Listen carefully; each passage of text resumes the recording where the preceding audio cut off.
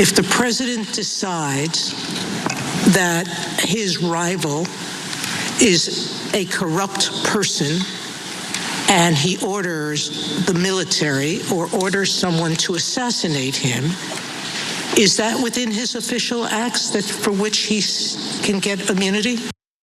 Justice Sonia Sotomayor grilled Trump's attorney, John Sauer, on the notion of granting presidents absolute immunity, even in instances when the president is not engaged in executive actions or carrying out duties, official duties as president. Now, previously, Sauer had argued that the president could order SEAL Team 6 to assassinate one of his political rivals and not face any consequences for it. Sotomayor wanted to revisit that argument, maybe give him a chance to change gears in regard to that argument, but here's how Sauer responded. It would depend on the hypothetical, but we can see that could well be an official act. He could, and why? Because he's doing it for personal reasons. He's not doing it like President Obama is alleged to have done it, to protect the country from a terrorist. He's doing it for personal gain. Now, to give you further context in regard to why the Supreme Court is hearing this case, it all has to do with Trump's defense in the election interference cases, where he argues and his lawyers argue that he enjoys executive privilege or immunity. And because of the fact that he was a sitting president at the time that the fake elector scheme was implemented, at the time the January 6 riots took place, well, then that means that he has the immunity that presidents typically enjoy. However, Sawyer's argument is not only unhinged because it has to do with the president's ability to assassinate political opponents. He also kind of fails to answer what Sotomayor is asking about in a way that makes her pleased with his take, right? So in response to what Sotomayor said in that last clip, he says, "I agree with that characterization of the indictment, and that confirms immunity because the characterization is that there's a series of official acts that were done for an honorable purpose, right?" And so, Cenk, I want you to weigh in here, right? Because all day today, what the Supreme Court justices were asking about is what is and isn't protected, and what does give the president immunity and what doesn't give him immunity. There are private acts which typically do not enjoy immunity, and then there are acts that the president engages in as official duty, which happen to be protected under immunity. Pausing here to deliver some honest truth as we do in our news coverage as well. TYT is facing challenges, guys, as the entire industry is. You know who could make the difference? You. If you hit the join button below, it's gonna make all the difference and keep us in business. We appreciate you, thank you. All right, this has several different layers to it, as a lot of Supreme Court cases do. So first of all, does the president enjoy absolute immunity about anything and everything he does? No, the Supreme Court has already ruled he doesn't. Okay, so Trump is still making that case because he's not making a genuine case. He's just making a case to delay the trial until he can win the presidency and pardon himself. This one is a federal case. He can pardon himself if he gets into office and he could actually forget pardoning himself if he gets it delayed long enough. He could just end the case as the leader of the executive branch right before they even reach a decision. They could be in the middle of the case and he could say the US government is withdrawing from the case. So he's just trying to delay it. His arguments are, in my opinion, ridiculous. Now, it doesn't mean that every immunity argument is ridiculous, and there's legitimate issues here. So I'll give you an example with a Democratic president where you go, oh, that one's kind of tough. So with Obama, he ordered an American citizen to be executed abroad with no judicial review. So that's an extrajudicial killing. In my opinion, that is illegal and it is a very, very serious crime. But you would really, I mean, I'd love to see an impartial Supreme Court, I know it doesn't exist, tackle that subject. Is that his official duty, or did he go beyond the law in killing an American citizen without a trial, right? So those are legitimate, interesting issues. Trump is saying, well, when I use the fake electors, because that's what the charges are, they're not deciding whether the charges are true, they're deciding whether he can even face trial, even if the charges are true, okay? So in this case, using fake electors to basically plot a coup, he's like, that's within my official duty. Now you see why that's absurd? It's absurd on 2 counts. Number one, when he's asking for recounts, that's perfectly legitimate. But he's doing that as a candidate, not as the president. The president can't interfere with anything that's electoral, right? There's a Hatch Act, there's all these different rules that say don't use the power of the presidency to help yourself get reelected, right? So if the election's already happened and he's challenging the results, that's definitely as a candidate. That's already clear enough. But on top of that, he's not saying, oh, I want to challenge the results. He's basically saying, I get to use fake electors to overturn the actual democratic results, and I'm immune to do that. I have immunity to do that because it's my official duty to do a coup against America. It is an absurd, ridiculous argument. And that is why we're having conversations about, well, if you can do that, can you execute your political opponents? Because we're in la-la land right now, right? But guys, unfortunately, the last layer is the most important, because these justices, 2 of them are gone. They're rogue. They're never ever going to rule against the right wing under any circumstance. They're not listening. They violated their own so-called principles hundreds of times. Can I guess which 2 you're talking about? Alito and Thomas? Exactly. Yeah. Alito and Thomas. I mean, to give you a sense of how absurd Alito is on this one, in the middle of this one, he's like, well, if you arrest someone for trying to steal an election, that's just going to give them incentive to steal more elections. And he's like, that's why it would be against democracy to try to protect democracy. Okay, you're not even trying, brother. That doesn't even make any sense on its face. Absurdity. So those 2 are goners. So the question is, are the other conservative justices going to be fair and say, let's finish up this trial because this is an absurd case? Or are they going to do the thing that is way more likely and almost certain at this point?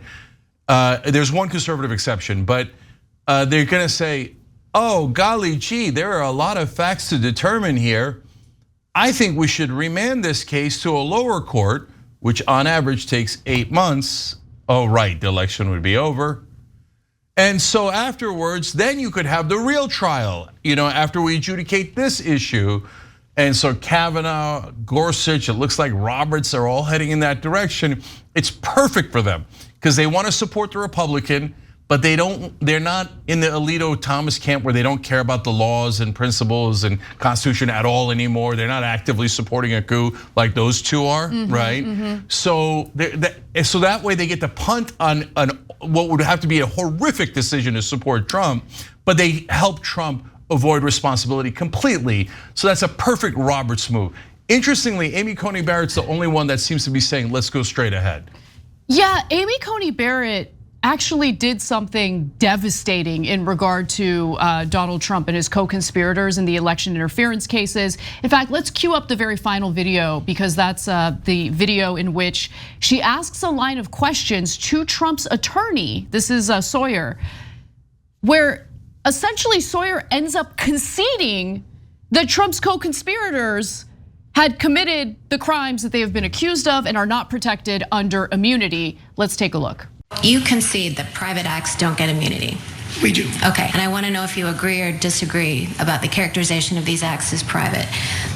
Petitioner turned to a private attorney, was willing to spread knowingly false claims of election fraud to spearhead his challenges to the election results. Private? As alleged, we dispute the allegation, but that sounds private to me. Sounds private. Petitioner conspired with another private attorney who caused the filing in court of a verification signed by petitioner that contained false allegations to support a challenge. That also sounds private. 3 private actors, 2 attorneys, including those mentioned above, and a political consultant helped implement a plan to submit fraudulent slates of presidential electors to obstruct the certification proceeding, and petitioner and a co-conspirator attorney directed that effort. You read it quickly. I believe that's private. Petitioner is Donald Trump, by the way. So when she says petitioner and co-conspirator, she's referring to Donald Trump and his co-conspirator. And there you have Sauer essentially conceding that immunity would not protect those acts because of the private nature in which they were carried out. So it's clear that it wouldn't protect anyone outside of the president. And what they're saying is, well, but when it comes to the president, even if it's a private act, it isn't, because there isn't anything the president can do that's illegal. That's the Richard Nixon line that got him in so much trouble during and after Watergate. But now Trump is going back and saying, yeah, I want to be king. So declare when I'm president. Well, by the way, that also applies to Biden and every other president. When they're president, they get to break any law, private, public, it doesn't matter. That's why he literally argued he can assassinate his political opponents, that his lawyer did. Because we get it, guys, it's an extreme situation. By the way, a coup is also an extreme situation. And so, but they're saying, yeah, no, period, above the law. That's why it's absurd. That's why the 7 justices are not going to say okay to that, right? But mission accomplished when they kick it down to a lower court. If they kick it down. Yeah, but they're going to. They're almost definitely going to. Guys, the reason why the 6-3 margin is so monumentally important, there's 2 reasons. One is they have such a comfortable margin. They could lose a conservative justice on principle. So what? They still win 5-4. So easy. You got to flip 2 conservative justices. And the second reason why that margin is so important is because it allows them to do rotating villain / rotating hero, okay? So, in this one, Amy Coney Barrett's the hero for saying principled things. But golly gee, the right wing won again, 5-4. In another case, Gorsuch is the hero for being principled, and Kavanaugh. And then this has literally happened in a lot of the cases where one of them goes, well, on principle, I'll tell you what, I'm gonna do this. But they keep rotating, and they always win 5-4 or 6-3.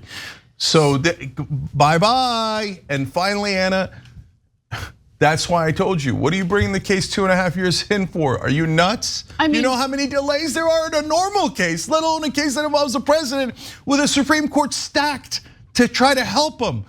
Merrick Garland is the worst attorney general we have ever had. He sat on his hands for 2.5 years when a guy, Trump, did a coup attempt and refused to prosecute him because he's one of the elites. And then when they panicked when they found out he's running, they run this case way too late. Now when they remand this, which I have at about a 90% chance, if Trump wins, the coup never even gets adjudicated. And so not only does that- Don't say that. Cenk, you're being way too cynical here. And keep in mind that sure, he might be able, if he gets reelected, which his chances are very good at getting reelected, I agree with you on that. Yeah, he would be able to pardon himself in the federal case, but he wouldn't be able to do so in the Georgia case. And the Georgia interference case matters greatly, or the Supreme Court's decision, and yes, if they kick it back to the lower court's decision, which almost guaranteed will not grant him the immunity that he wants, is important because he wouldn't be able to claim immunity when it comes to the Georgia case. And you're right about Georgia, no question. And Arizona also just launched a case. They didn't charge Trump yet, but he's an unindicted co-conspirator. So you'll have those. But guys, it's a federal case. He did a federal coup. And so and remember, it's not just that he could pardon himself. They might go 8 months just discussing the law part. Then they have to actually have the trial itself where they do an adjudication of facts. Did he do it or didn't he do it? That's definitely gonna stretch past the election. So he could just end it and go, nobody at the federal level, nobody ever ruled that I did a coup. Nobody ever said there was fake electors. The biased people in Georgia and the biased people in Arizona, they have their nonsense, but blah, blah, blah, right? So yeah, there would be some adjudication, but he would get to avoid responsibility at the federal level. And right now, that seems very likely. So Merrick Garland, thanks a lot for betraying not just all of us, and definitely not just Democratic voters, but the country.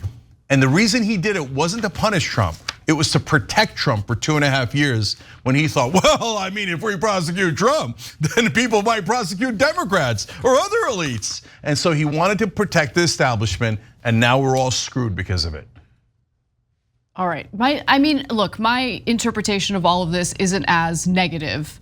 Listening to the line of questions that were asked by the conservative Supreme Court justices was kind of shocking because they were asking good questions. And it seems like the way they frame the questions, they've had their mind made up about Donald Trump's argument of immunity, but they are concerned about how the way they rule on this case is gonna impact cases moving forward, right? So I'll give you an example.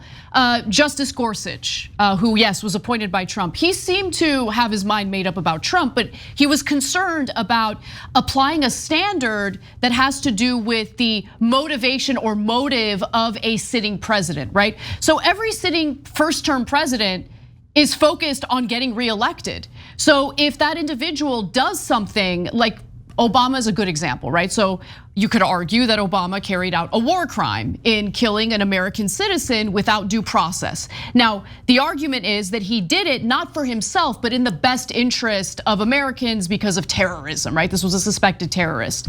So Gorsuch is concerned that if you apply a motive having to do with, oh, the president just wants to get reelected and that is why they did this act.